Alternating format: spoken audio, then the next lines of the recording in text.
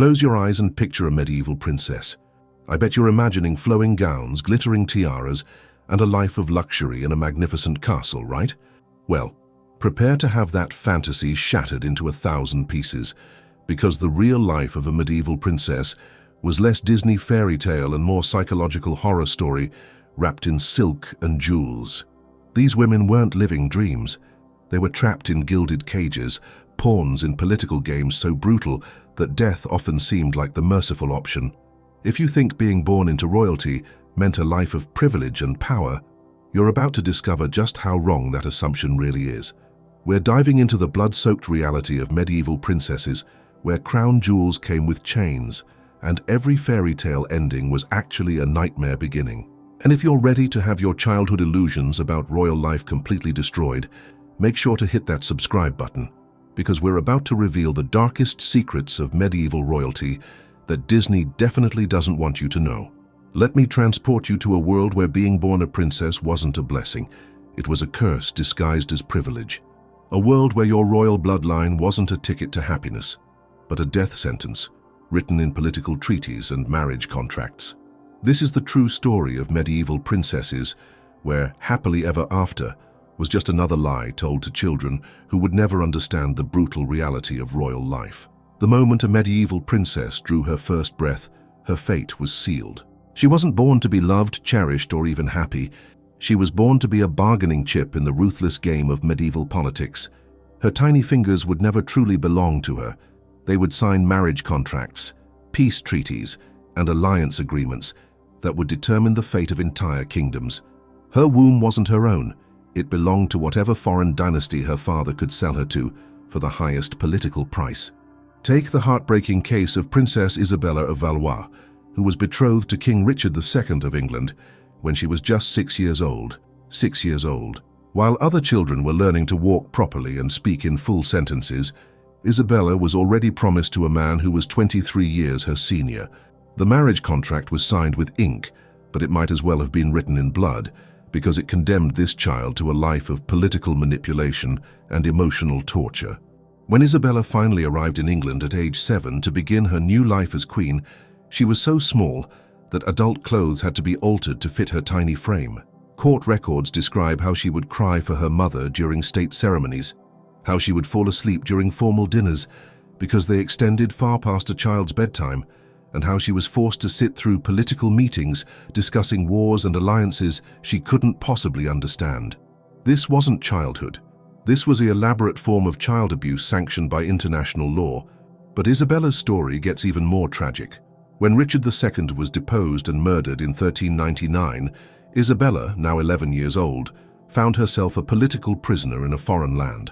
The new king, Henry IV, refused to let her return to France because her very existence threatened his legitimacy. She spent 2 years in captivity, a child widow trapped in hostile territory, before finally being allowed to return home, only to be immediately used as another political pawn in her father's diplomatic schemes. The education of a medieval princess was nothing like the refined tutoring you might imagine. Instead of learning art, music, and literature for personal enrichment, princesses were trained like performing animals to be the perfect political assets. They learned multiple languages not to appreciate poetry, but to negotiate treaties. They studied geography not out of curiosity, but to understand the kingdoms they might be sold to. They practiced embroidery not as a hobby, but because domestic skills were considered essential for managing a foreign court. Every lesson was designed to make them more valuable commodities in the international marriage market. Princess Margaret of Scotland, later Queen of Norway, was taught Norwegian customs and language from age 3 because her father had already decided she would marry King Eric II. She never had a choice in what she learned, what she wore, or even what she ate. Everything was calculated to increase her value as a diplomatic tool. The pressure on these young girls was unimaginable. They were expected to be perfectly behaved at all times, because any scandal or impropriety could destroy years of careful diplomatic negotiations. One wrong word, one inappropriate gesture, one moment of childish rebellion could spark international incidents or collapse crucial alliances. Imagine being 7 years old and knowing that your every action could determine whether kingdoms went to war. Court records from medieval France describe how Princess Joan of Navarre was punished with isolation and fasting when she laughed too loudly during a state dinner at age 8. Her tutors explained that her unseemly behavior could be interpreted as disrespect by foreign dignitaries and potentially damage France's relationship with neighboring kingdoms.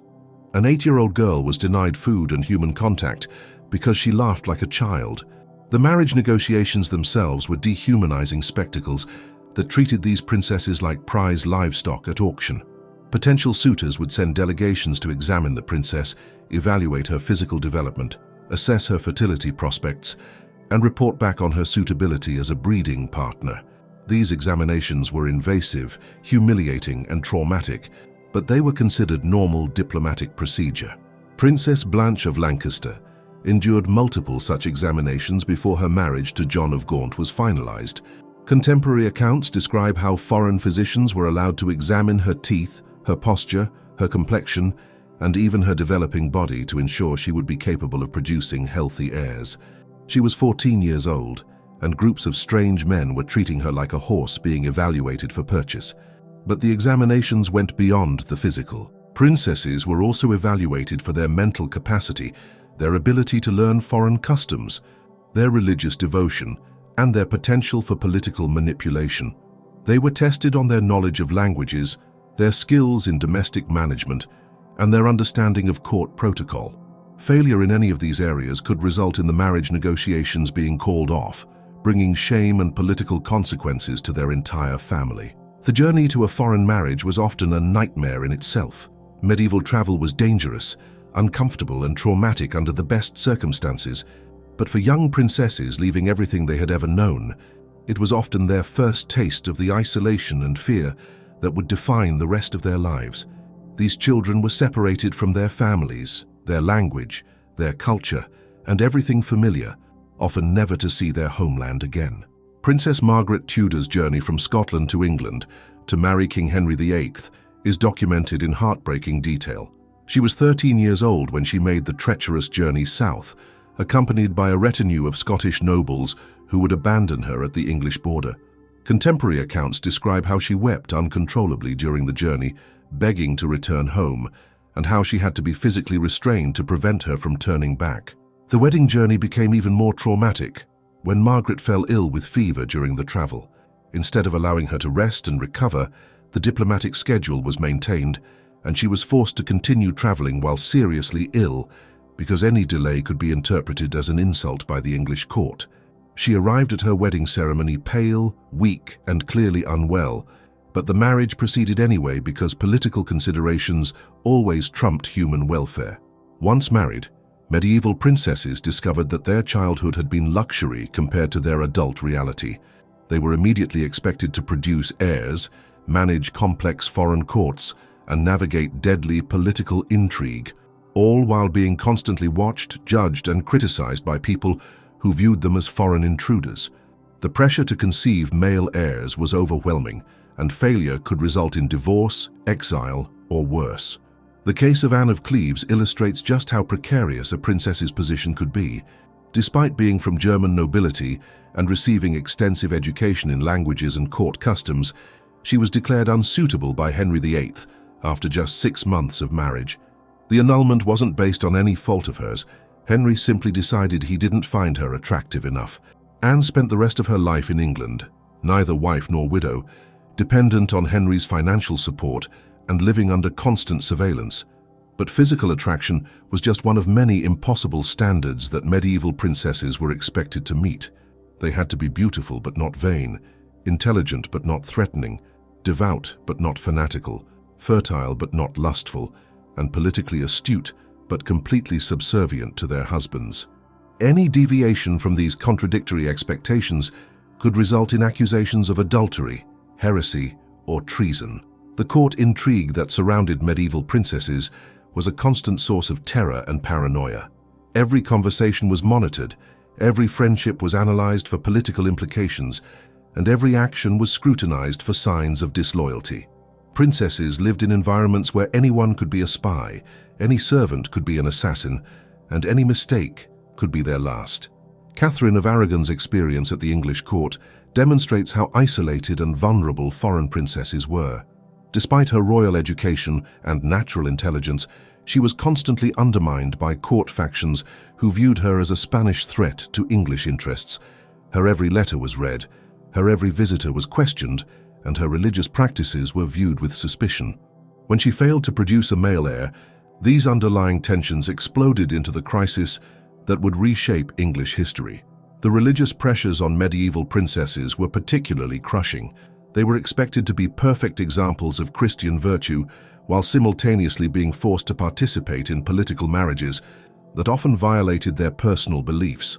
Many princesses were married to men of different faiths or different Christian denominations, forcing them to navigate complex religious politics that could brand them as heretics if they made the wrong choices. Princess Isabella of France, who married Edward II of England, faced constant criticism for her French Catholic practices in the English court. Her devotion to French saints was viewed as political disloyalty. Her preference for French priests was seen as evidence of treasonous communication with enemy agents, and her French style of worship was considered proof that she would never truly be English. She was caught between betraying her childhood faith and being branded a foreign agent. The physical dangers that medieval princesses faced were constant and terrifying. Beyond the obvious risks of childbirth, which killed a significant percentage of royal women, princesses had to fear poisoning, assassination, kidnapping, and torture. Their high-profile positions made them valuable targets for political enemies, and their foreign origins often made them scapegoats during times of national crisis. Queen Joan of Navarre, stepmother to Henry V of England, was accused of attempting to murder the king through witchcraft and imprisoned for 4 years. The charges were almost certainly politically motivated, but Joan endured years of imprisonment, torture, and interrogation before finally being released. Her crime? Being a foreign-born woman with property and influence during a time when the English nobility wanted a scapegoat for military failures in France. The psychological warfare directed at medieval princesses was as devastating as any physical attack. They were deliberately isolated from their support networks, prevented from maintaining relationships with their birth families, and surrounded by people who had political reasons to see them fail.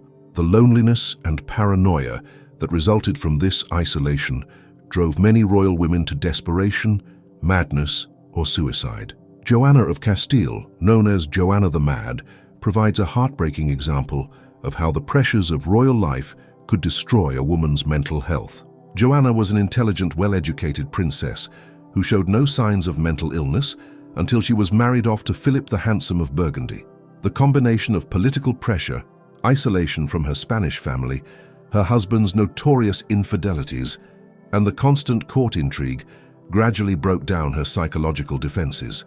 When Philip died suddenly, possibly from poison, Joanna's grief and paranoia were used as evidence of madness by political enemies who wanted to control her inheritance. She was declared mentally incompetent and imprisoned by her own father and later by her own son, spending the last 46 years of her life in captivity.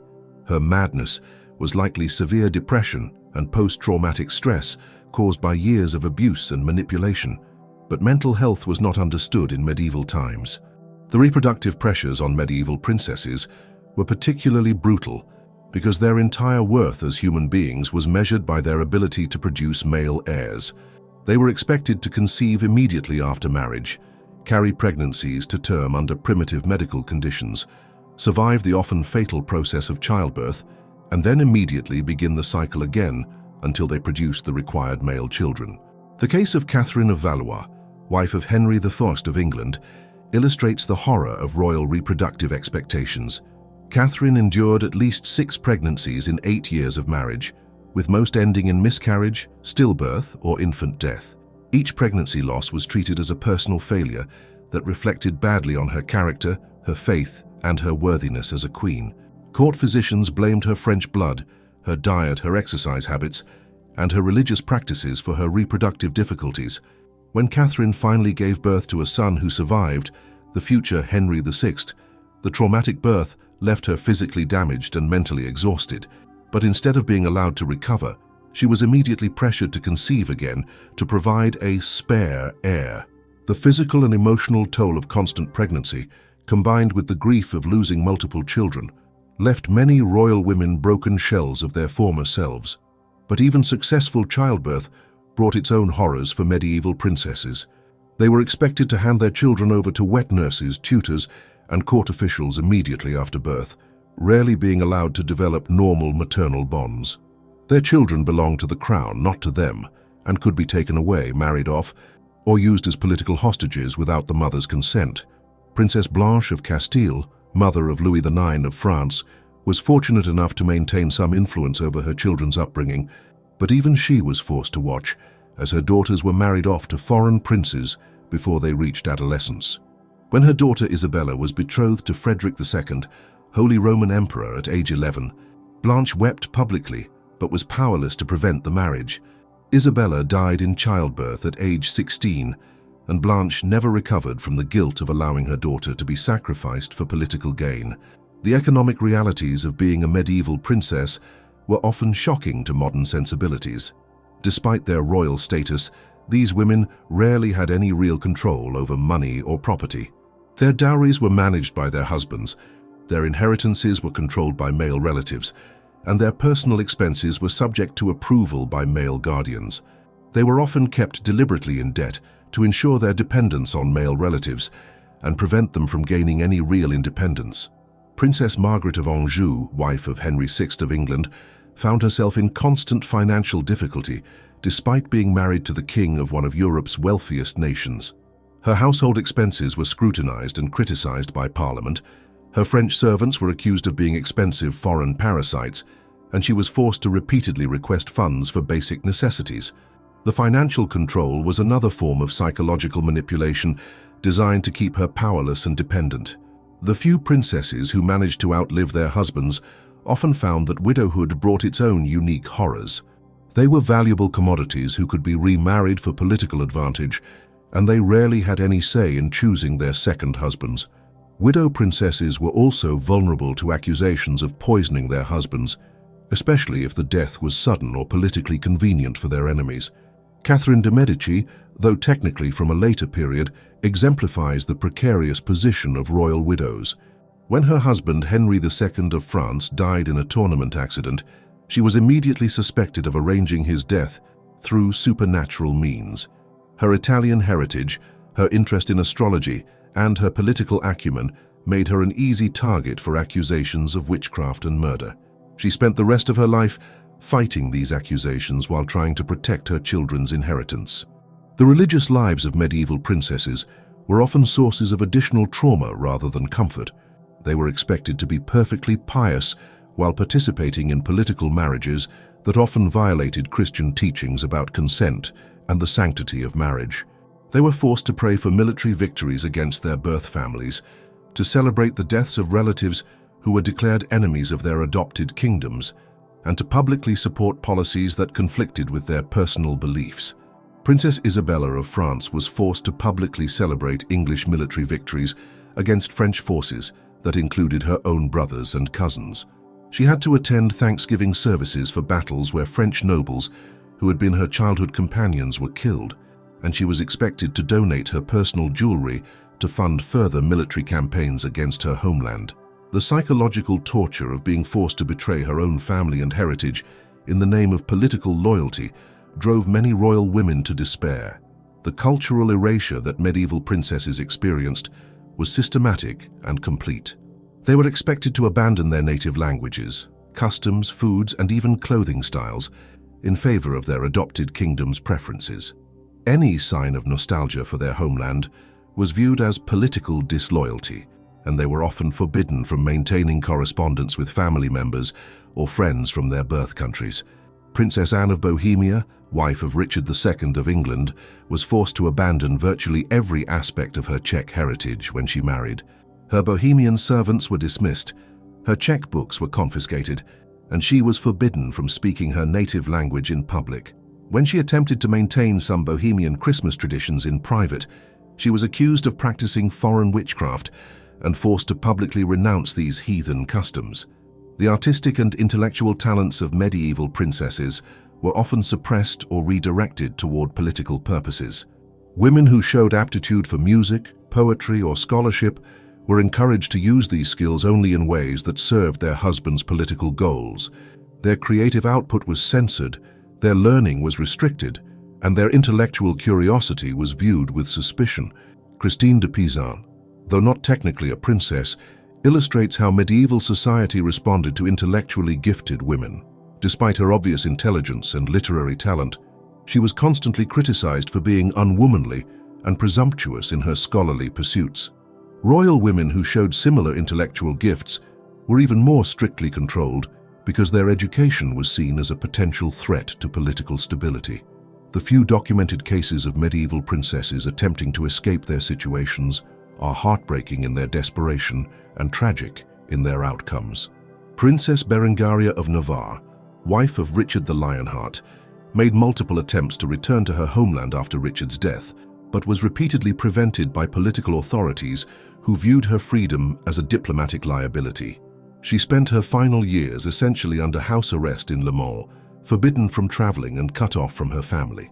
Even more tragic is the story of Princess Constance of Brittany, who attempted to flee an unwanted marriage to Geoffrey Plantagenet by disguising herself as a peasant and joining a group of pilgrims heading to Santiago de Compostela. She was captured within days, returned to her father's court, and subjected to such strict surveillance that she was never alone again. Her attempted escape was used as evidence of mental instability, and she was declared unfit to make decisions about her own life. The legacy of medieval royal women is often completely erased from historical records, with their stories known only through the political achievements of their male relatives. We know about their marriages, their children, and their deaths, but we rarely know about their personalities, their interests, their fears, or their dreams. They were so thoroughly objectified that their humanity was considered irrelevant to historical documentation. Even their physical appearances are known to us only through the lens of political utility. Contemporary descriptions of medieval princesses focus almost exclusively on their potential fertility, their political value, and their compliance with beauty standards that would make them acceptable to foreign husbands. We know whether they were considered attractive enough for diplomatic marriages, but we know nothing about whether they were happy, creative, intelligent, or kind. The few personal letters that survive from medieval princesses reveal women who were intelligent, emotionally complex, and deeply human, but who were trapped in systems that denied their basic humanity. Their correspondence shows loneliness, fear, homesickness, and desperate attempts to maintain connections with their birth families, despite political pressures to cut all ties. A letter from Margaret of Anjou to her mother reveals her desperation. "I know not whether I'm English or French, queen or prisoner, daughter or traitor. Each day I am told I must forget more of what I was, until I fear there will be nothing left of me but what others have made me to be." This isn't the voice of a pampered princess living in luxury. This is the cry of a woman whose identity has been systematically destroyed for political convenience. So there you have it, the brutal, heartbreaking truth about what it really meant to be a medieval princess. Far from the fairy tale existence we imagine, these women lived lives of unimaginable constraint, constant fear, and systematic dehumanization. They were born into privilege that was actually a prison, raised for a purpose that denied their humanity, and used as tools in political games where their personal welfare was completely irrelevant. Their stories aren't fairy tales with happy endings. They're tragedies that reveal the true cost of medieval political systems that treated human beings as commodities. Every crown was paid for with a woman's freedom, every political alliance was built on a girl's sacrifice, and every royal wedding was actually a form of legalized human trafficking disguised as diplomatic ceremony. The next time you see a Disney movie about a princess living happily ever after, remember the real medieval princesses whose lives were destroyed to create the political stability that allowed kingdoms to prosper. Their suffering was the foundation upon which medieval civilization was built, and their stories deserve to be told not as romantic fantasies, but as warnings about the true cost of treating human beings as political assets. Now, if you'll excuse me, I'm going to appreciate the fact that I can choose my own spouse, pursue my own interests, and live my own life without being sold to the highest political bidder. And if these dark truths about royal life have shattered your illusions about medieval princesses, make sure to subscribe to our channel for more shocking revelations about the past that fairy tales definitely don't want you to know. The medieval world was far more brutal than any children's story could ever capture, and we're just beginning to uncover the human cost of the political systems that shaped our history.